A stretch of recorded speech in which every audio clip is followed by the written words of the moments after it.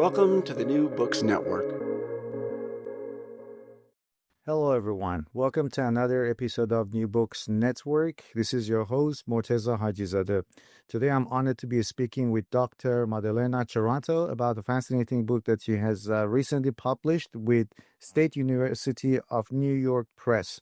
The book is called Michel Foucault's Practical Philosophy, a critique of subjectivation processes.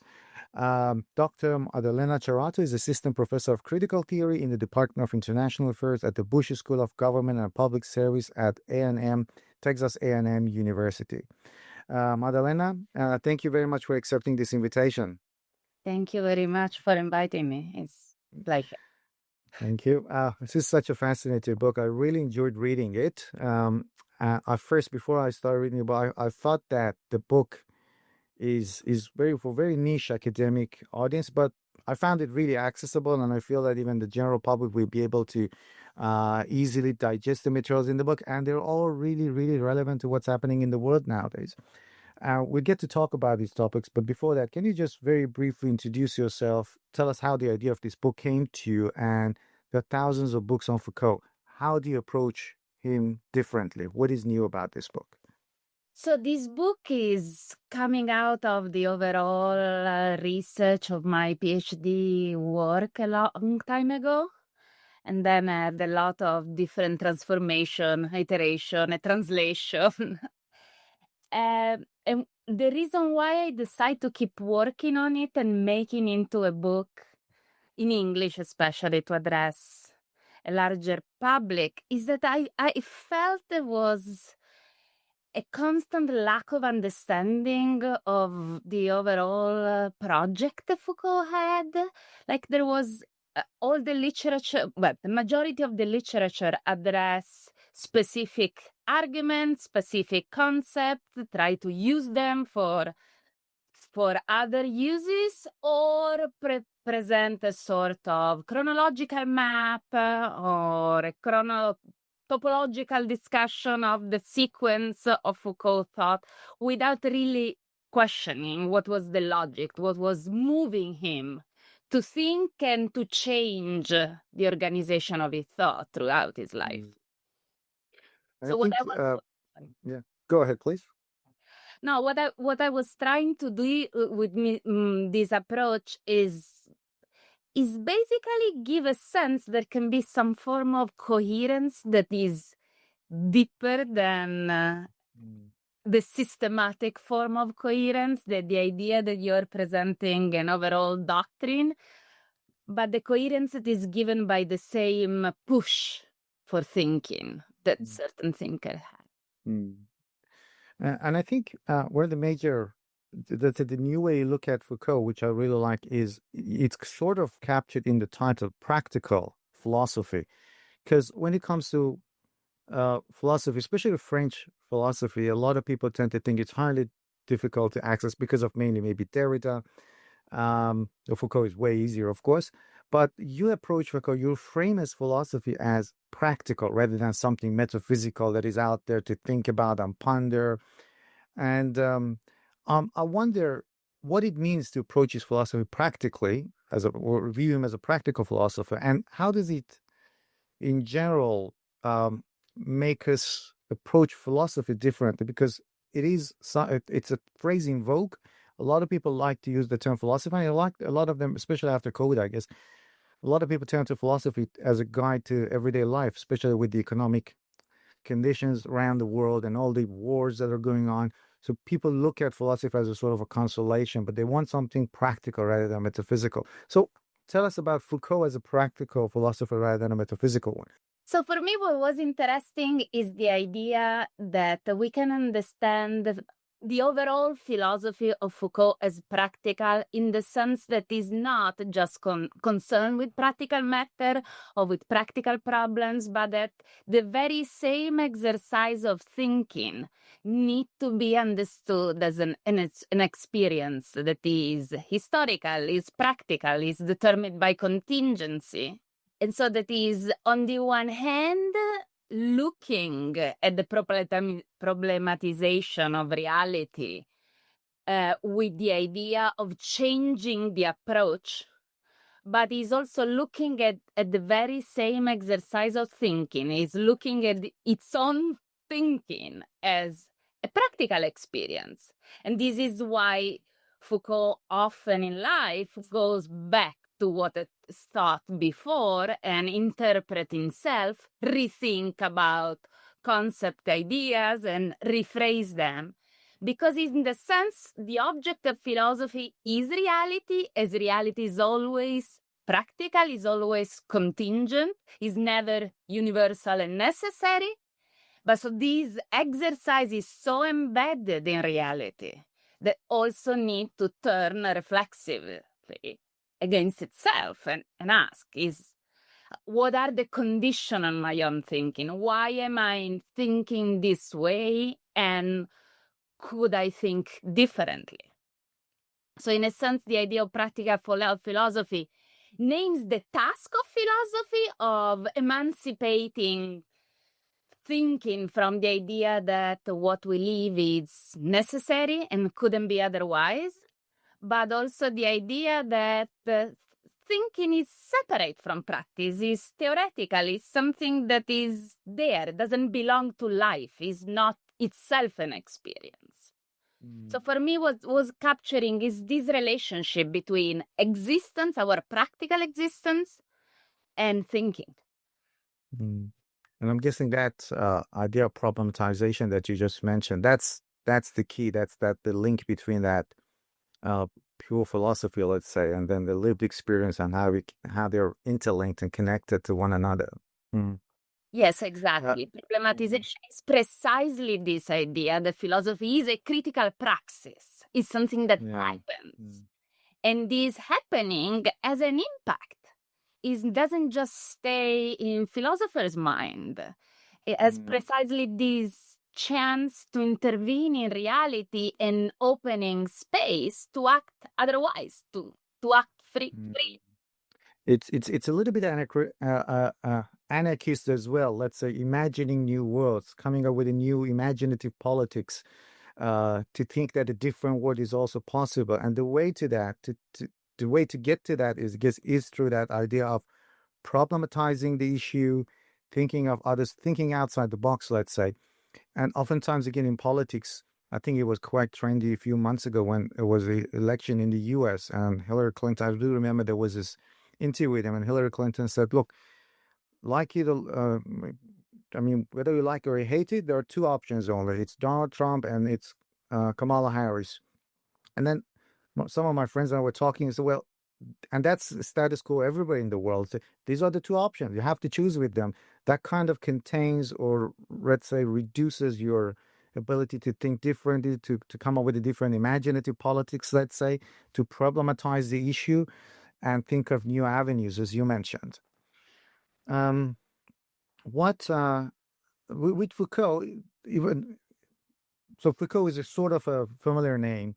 Even those who haven't read Foucault know about Foucault or have heard of Foucault.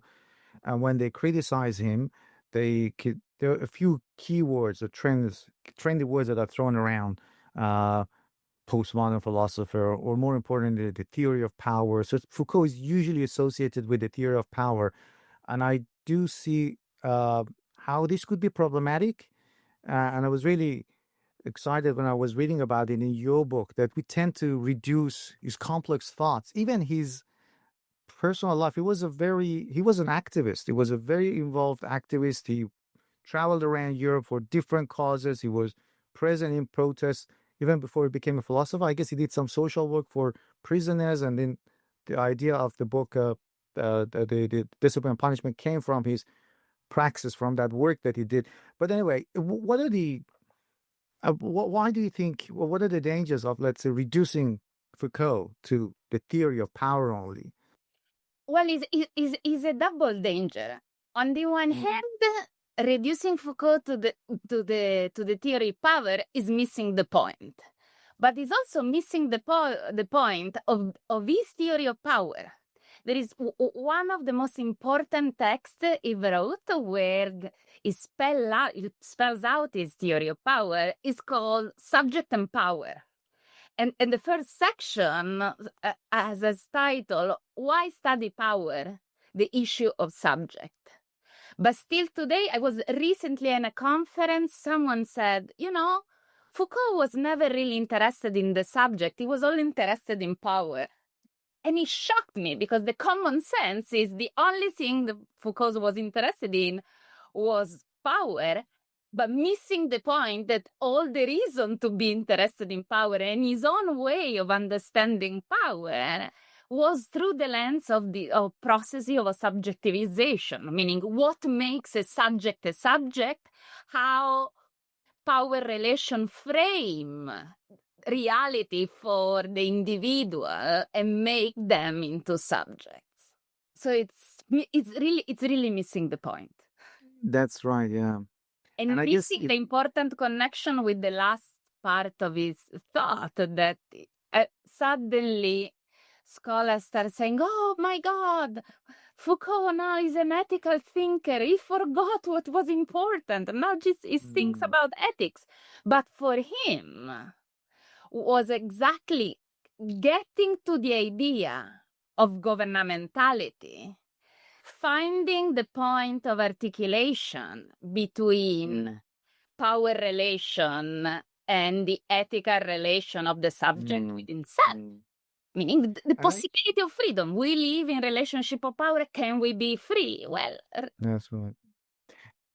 And I also guess the way reductively, let's say, how we think of him as only being a philosopher who's concerned with the idea of power, and we are all within that network of power, and we are contributing to that oppression. There is this also misunderstanding that this is very a defeatist approach, and it's very nihilistic. It doesn't really allow for potentials of freedom, but again, you argue in the book that his shifts actually the way we view power as something rather than only repression. It could also be something as productive. And I'm interested to know how we can tend to think of Foucault's idea of power as being something productive. And again, what implications does it have for us to think about freedom? So for Foucault, the idea that power relations are productive as producting subjectivity, producting way of being, producting identity as this form of interiorize the norm of what I should be, also open the door to the exercise of freedom as a productive exercise. So freedom for Foucault becomes something that always have two sides. A critical side, this relating to power relation in a critical way, understanding them as contingent, as historical, and so as potentially transformable. And then understand that gives you the space to operate in a creative way on your own subjectivity. Deciding that if the norm and the identity that you feel is assigned to you is not necessary, open the door for reimagine your own subjectivity, to relating to yourself in a creative way. And this is I think this is the part of Foucault's philosophy that is usually ignored, that let's say liberatory potentials, that creative potential of his philosophy.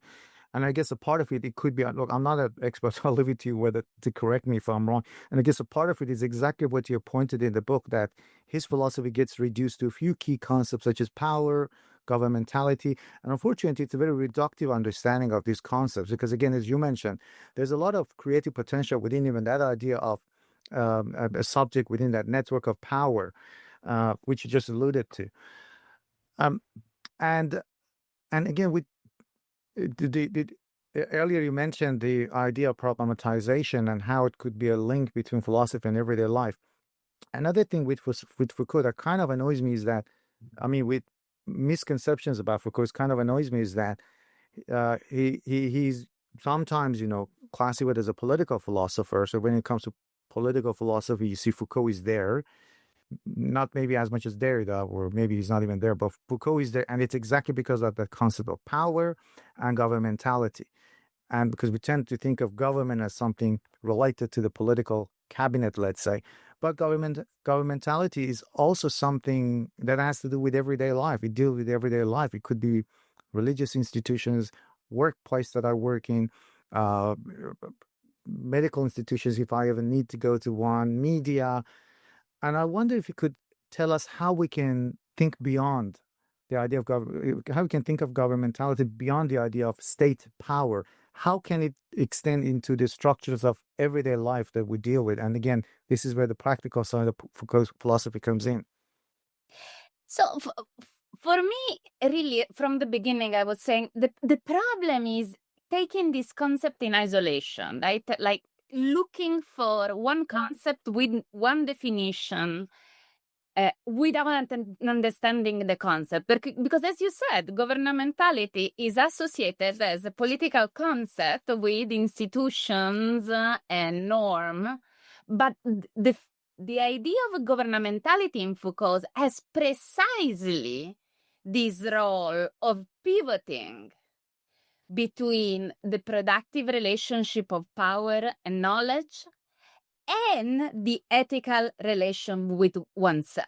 The idea of government in Foucault is tied to the idea of conduct. So your conduct can be governed by someone else, and you can make your own decision for your conduct your own conduct. So the idea that governmentality put these things in connection. The government of the other cannot ignore the government on oneself. The ethical and epistemological problem cannot be separated from the political one. People that are raised thinking that there are certain truths and certain parameters for truth are prompt to behave politically in certain way. Their whole behavior is transversally organized around certain principles that are reinforced by certain scientific idea, by certain norms. But understanding that all that logic of governing people is historical, is subject to change, open the door for a critical relationship with the norm and the possibility of saying, well, if that truth is historical, here there is a margin. Good. Just to continue that conversation around complex ideas that Foucault had, complex, let's say, thought systems, I was just reminded of Derrida again. It's more or less the same problem with Derrida, that a lot of people, the moment hear, oh, Derrida, he's impossible to read, and he's difficult, yes. And deconstruction, and the whole idea of binary opposition. These are the only concepts that we reduce Derrida to. But he had a lot of different other ideas, such as, for example, hospitality, the theory of hospitality. And I feel the same thing is true about Foucault. And in your book, you come up with some other ideas that he had expanded on, but maybe the general public or even some academics don't know, because academics even tend to read Foucault or Derrida or the same thing as selectively for their own purposes, their own areas of study or expertise, without really getting into the complex collection of works you wrote. And you bring up a number of those ideas. For example, Christian pastoral care, the idea of self-care. These are all the ideas that Foucault also wrote about. And that's what I love about continental philosophy, because it doesn't get bogged down into logic of a sentence and metaphysics. It's very much an ethical philosophy. It's very much related to everyday life, and it's very much practical as well. And this is, I guess, what you're trying to the message you're trying to convey in the book. It's a practical philosophy you can use in everyday life. So tell us about Foucault's, and now what does Foucault mean by Christian pastoral care, and what does it mean, and what does it tell us about us as modern subjects, our modern subjectivity in the world? So let me give some extra context there. Part of these isolating pieces of Foucault has also to do with considering that a thinker like Foucault just write books or write small essays, and whatever did not come up in a specific published work is not too important or too worth consideration. And so sometimes the lectures that Foucault has given during the years are related immediately to the published work, and sometimes they're being considered like something other, right? Something that wasn't really fitting in any way, given anything extra to the concept that he already offered. But you see, following both the publication and the seminar work that he was doing, as Derrida, for example, right? Because you made a reference to the concept of hospitality. In Derrida had a number of seminar over the years. So an interesting question and a question of responsibility that, in the overall concern, right? When you are a thinker, you have specific concerns. And for Foucault, the analysis of Christian pastoral was a way to explore a very important concern he had. That is the idea that to govern people, to forge, to mold their subjectivity, there is an important role for confession and in general practices of truth. So he looks into the government of people by the truth in the context of Christianity, in the context of the institution of confession, to question more in general what is the role of telling the truth, of putting people in the position of express a deep truth. Has to do with power, has to do with shaping the normative horizon of people's life or people's existence. And to me, this is extremely relevant, right? If we think about how today form of government rely on this mix of this entanglement of surveillance, but also asking for way more mundane confession, right?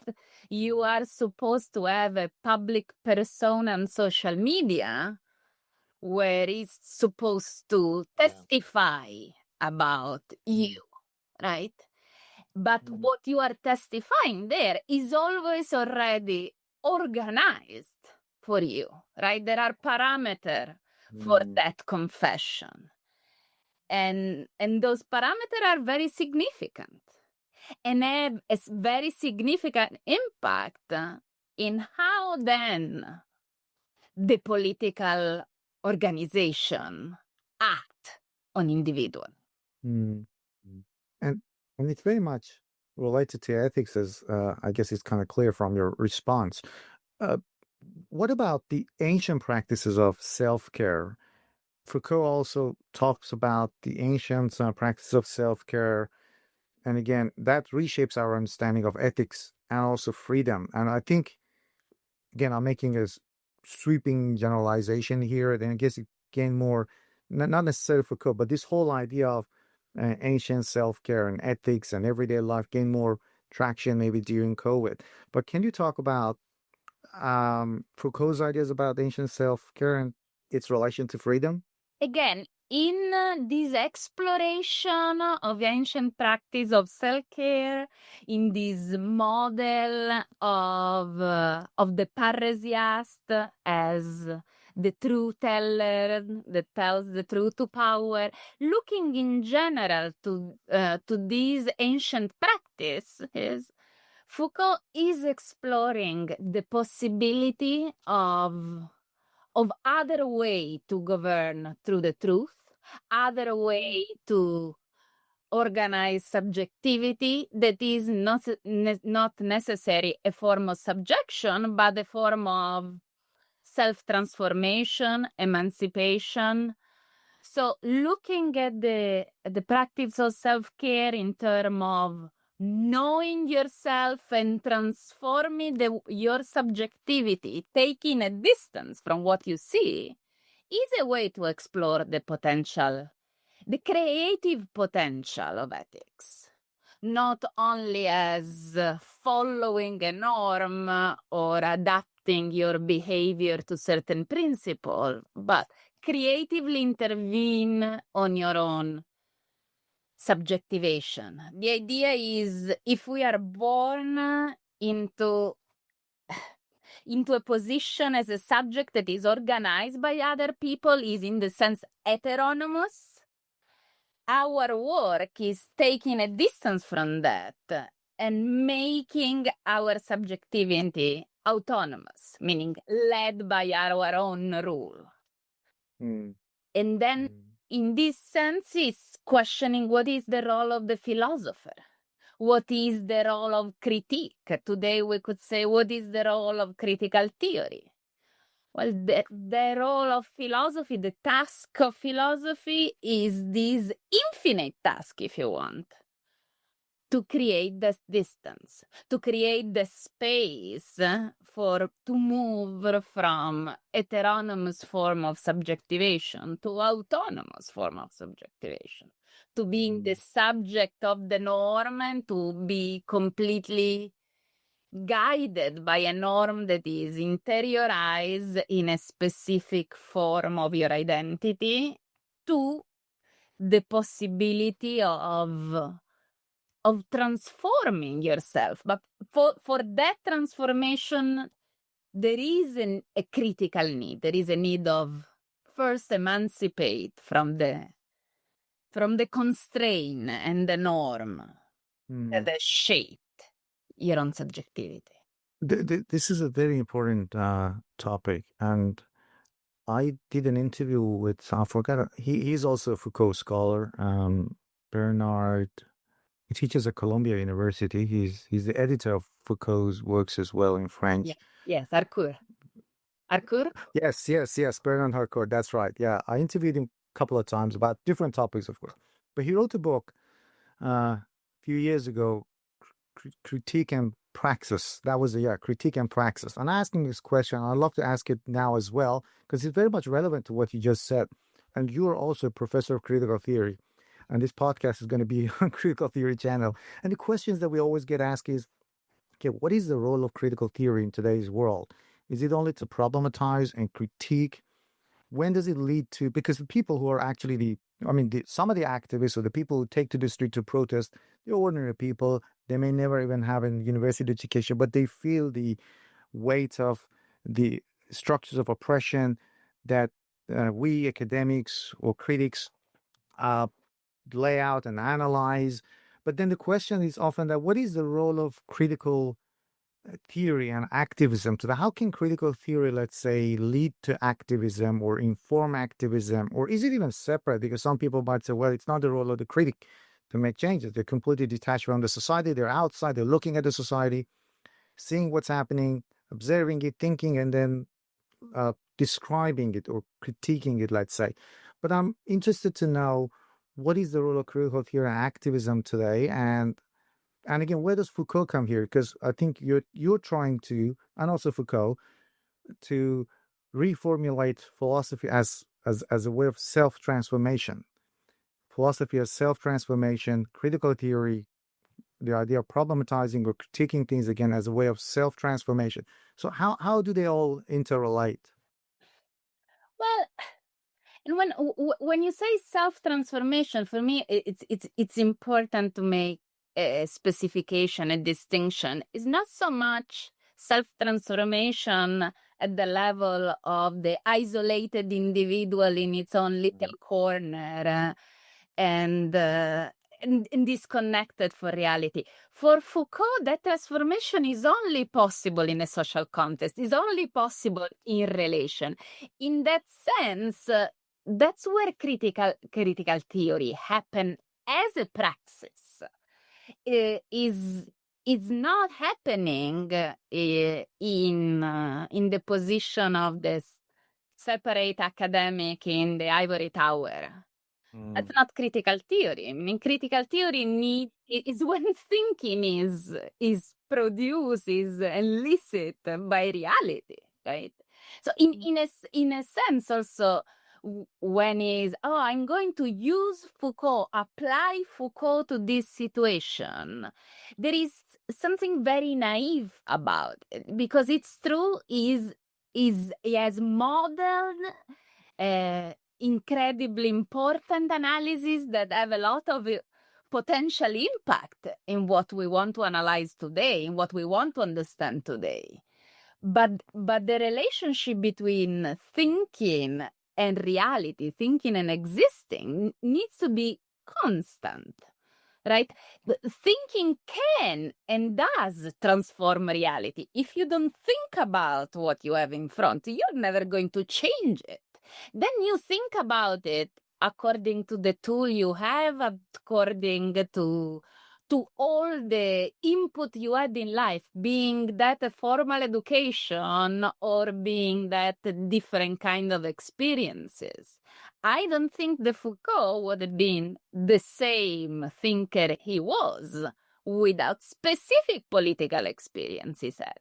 But even without the same conversation he had, right? If you are a thinker, any moment, whether you are answering in an interview or sitting in front of your computer and writing, or in a classroom or reading, all of that is what nourish thinking. So it comes from reality, and then necessarily needs to go back to it. You can't imagine that you are just producing concepts that stay close somewhere. So then, I'm not sure, but I think there are a lot of misconception, and I think that was really what I think Foucault really taught me in a broader sense has to do with considering the experience of thinking as being part of life. Of course, when you have formal training of 10 years of philosophy, you think in different ways, but because your references are different. Sometimes you have the best thought because some undergraduate student ask you a very simple question. I think you put your finger on the right point, that philosophy with this French philosophy or critical theory, it's not like self-help pop psychology books that, okay, you read this, do this. And that's why I hate this pop psychology, because they make things so individualized. They don't really think of the social structure that has caused that subjectivity, that, let's say, that ailment, that condition that the person is going through, for which he or she has had to seek help through a psychologist. And I think you made a wonderful point that critical theory or critique is a part of a social network. It needs all those social structures. It needs society, not individuals, a collection of individuals and society to make all those changes. And again, on a more relevant, maybe I should ask this question now. I wanted to ask it at the end, but I'm keen to ask your thoughts on this. And as I said, I did ask the same question of Bernard Harcourt as well, that Foucault usually he's a very controversial figure. He's loved and hated by the left, by the liberals as well. There are books about him. Again, I haven't read those books, but there are books about him that neoliberal Foucault, however, his thought could be appropriated for more neoliberal economy and the right-wing politics. But Foucault usually gets blamed that he has made things abstract. He has reduced things to the idea of subjectivity, identity politics, which I don't agree with. I don't think he's the guy who's responsible for the rise of identity politics. I guess it goes way back to Romanticism, the idea of nationalism, identity politics. But anyway, what are your thoughts when people on the left here, who have some sympathy, obviously, with all these progressive thoughts, reject Foucault and consider him to be a part of a figure, who took the rigor out of all those progressive movements and made things focus on individual subjectivity? My thought is that, and is not the only one, of course, but he is a very misunderstood thinker. And part of that misunderstanding is precisely because it's maybe more readable. So everybody thinks that they read the 3 pages of Foucault and they understood it and they control, and so they can argue about it. And so that's overall intellectually lazy and sad. But of course, there are a lot of keywords that they get people attention and detonate polemical discussions. But again, in the case of Foucault, there has been a complete misunderstanding of what he understood as the subject and what he understood as ethics. Because people are used to the dichotomy, right? Political life, ethical life, people, individual. When for Foucault was exactly to try to understand the network of connection, the fact that an individual doesn't think about himself as individual, separate from his social and political context. And but again, is a matter of immediately jumping to conclusion for the choice of certain terms. On the other hand, what the left often didn't forgive Foucault was, I would say, a sort that is political independence, right? He was a thinker. So rather than accepting certain doctrinal points and certain common view, he questioned it. For him, there was nothing that was not to be subject to critique, starting with his own work. Meaning, once you assume that thinking is a task, is a work of problematizing everything, it has to problematize itself. It has to ask, what are my own assumptions? What am I taking for granted here? What kind of definition of understanding of what I'm looking at I'm already assuming I'm taking as absolute universal truth? And he never did, meaning he questioned and he questioned himself, he readjusts his own terms to always think otherwise. He said at some point in one interview, every book for me is an experience. What I do when I write a book is transform the way I think. And if that doesn't happen, the book didn't work. That's a very important lesson, meaning the philosopher is not or Foucault is not a philosopher. One can also get to that conclusion. But if we assume that Foucault is a philosopher, then the philosopher is not necessarily someone who is building a system and a doctrine that is stable and separate from contingency, but is someone that is experiencing thinking in a very deep way, in the constant confrontation with reality, and has instrument like other people has the different instrument to make other people think. Like a poet or a thinker has his own way. Absolutely right. Yeah. You're absolutely right. Yeah. And there is a lot of not a lot of other people. Yeah. You think well, Foucault. He I think he was teaching history or he was hired as a professor of history. So some people tend to think of him as a historian. But to me, it doesn't really matter because, as you said, even a poet sometimes could be a philosopher, a thinker. It makes you rethink the way you live or critique the things you take for granted. Point was really special about him, if you want, in a very simple way. He reimagined completely the relationship between history and philosophy. So philosophy is there to problematize history, to not assume that history is one necessary sequence of events, one unilinear narrative, while at the same time historicize philosophy. Thinking is still starting within history and is going to go back to it. Right? Yeah, absolutely. And you can just to highlight some of the the impacts of this way of thinking of history and philosophy. I think I told her that I studied literature and I'm really interested in critical theory.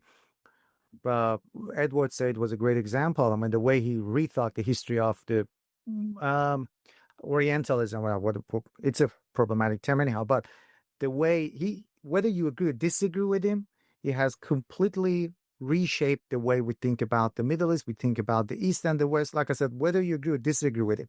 And that's the impact of philosophizing history or even historicizing philosophy, because that is in Orientalism. And that just goes to show and it's not only in literature, it impacted sociology, it impacted history, it impacted, I love Middle Ages as well. So I do read a lot of books on the Middle Ages, and I can see a lot of, and that's the last thing you might even tend to think about. Even a lot of medieval historians use Foucault's ideas to write about the medieval subjectivity, about the idea of sexuality in the Middle Ages, about the idea of shame, performance, emotions, affect in the Middle Ages. And his impact is just undeniable. And this is where I guess he problematizes that idea of history as a linear sequence of events. And to continue on the question I asked you earlier, and you said that Foucault is a misunderstood philosopher because more or less he's accessible, yes, and people read him and they think they know Foucault. And I love Edward Said as well. I tend to think of in the same way of Edward Said. People read only Orientalism, but they don't listen to his lectures. They don't listen to the articles he wrote later on, even criticizing some of his own work. But anyway, Foucault, you emphasize that Foucault is like a toolbox, like a huge library. It's not a system of doctrine, of power, of governmentality only. So there's this toolbox there. How can contemporary thinkers or activist even, ordinary people use this toolbox in practice? Well, the expression toolbox comes out of Foucault himself. He says sometimes my work, my analysis are like a toolbox, a boîte utile. But then he also like warn people. That doesn't mean that we don't have to think about our concept, idea, and analysis as tied to a specific context. So the risk of Foucault is that he had produced a number of very useful and productive conceptual tools, but often that has translated into the contextualization and indiscriminate use of those concepts, completely extrapolating from the old perspective was presenting.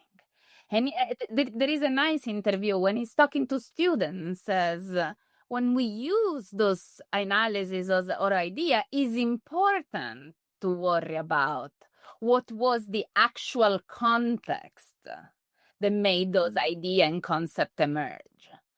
So it's, while his thought is not a doctrine and doesn't need to be assumed as one block and a system of beliefs, it is important to find the right balance between using everything without rigor, without depth, without engaging critically even with those concepts, or having to take the philological approach, take the totality of the philosophical work, etc. It's a very difficult balance. Yeah. Because in a sense, there is never one right use. But there is a limited number of views that can be made in accordance, right, to the overall context of certain ideas. If you extrapolate some of the concept of Foucault, as we were talking about before, they don't make any sense with respect to what Foucault was trying to say. And it's funny for me because there is one very common habit of students, it's doing the patchwork of quotations. And sometimes I tell them, with this patchwork, you can make anyone saying anything take 3 words here and 3 words there. You have Socrates tell whatever you want, even talking about AI. Yeah, you're right. So the toolbox is an interesting metaphor because it's very tricky. Mm. And if I may ask one final question, and it is about Foucault, but it could also be in general about other philosophers or thinkers as well, because I guess the reason you wrote this book and many other scholars like you write books on critical theory, on philosophy and practice and activism, uh, then that question has to do with this whole new liberal world where subjectivity is constantly reshaped by market logic. In this world where everything is dominated through this market logic and success and money, what role do you think critique play in play as a practice of freedom? How can we break free from this narrative? So there, what I think is today the task for critique. It's hard, and it's very hard. It's probably even harder than it was in the 80s when Foucault was writing, because for me today implies not only understanding the market logic as what shapes subjectivity, but the way market logic is entangled with also political and epistemological dimension through this sort of common infrastructure that today is global computation. So today, a lot of political structure are mediated and articulated with the market logic in very hidden ways. So critique loses reference, like the different spheres of life. We can't only critique political economy separate from question of technology or science or question concern political institutions or wars, right? There has been not a blurring. A lot of scholars talk about the blurring. I don't think it's a blurring. I think it's a intricate form of entanglement. And so looking at the constraint of subjectivation's processes today, to me, is trying to capture and see where that entanglement is happening. And of course, more entangled are things, and harder is to find that space to operate freely. To give a very silly example, right, as we were talking about before, to what extent, for example, social media were born as space of articulation for freedom and coordination of the freedom of different people and produce activism, and has become also, not only probably because it works that way, because it keep happening at the same time, as instrument of surveillance, control, censorship, and even shaping common sense in a way that put us on the right track to work within that market. Make sure that we give out those information, those pieces of data that can be assembled and sold as products. So is that an ethical problem? Is that an economic problem? Is that a political problem? Is all of the above? Just one final question. I know that you recently published this book, and it takes a long time to write a book. Is there any other project you're working on in a book that we might expect sometime soon? The truth is, I finished that book, the original version of that book, a long time ago. So even though it's recently published, I'm finishing my second one. And there has been a long time in between those two projects, but there are a lot of connections. And this new project has a lot to do with with these ideas of practical philosophy and the responsibility of thinking in terms of open spaces of freedom beyond principle, anarchic freedom, but in different contexts, not necessarily Foucault studies. You talked a lot about Derrida. I work a lot with Derrida too. Yeah. Oh, cool. Looking forward to reading that book. So just, I'm really interested to interview you about that book on New Books Network Open whenever it comes out. Thank you. Thank you very much, Dr. Maddalena Cerrato. The book we just discussed was Michael Foucault's Practical Philosophy. Great, wonderful book, and I strongly recommend our listeners and viewers to read the book and have a better understanding and appreciation of Foucault's work, and hopefully disabuse yourself of some of those misconceptions about Foucault. Thank you so much for your time.